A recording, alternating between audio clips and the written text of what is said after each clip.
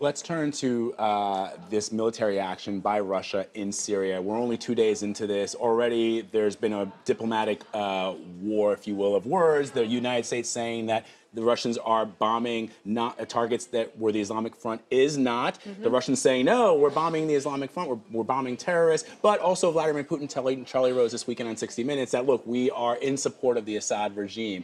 So what's really going on here?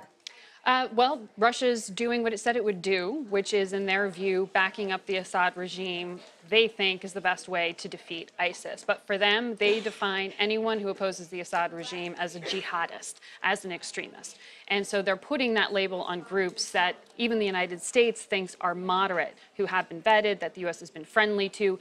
These aren't the same groups that went through that Pentagon program that hasn't been very successful. There's also been some covert support that you don't hear U.S. officials talk about that's happened to help arm and train and boost some of the groups there. So these strikes outside of homes that cause a large number of civilian fatalities are assumed by the U.S. to be directed at the moderates, who are basically one of the most viable threats to the Assad regime right now.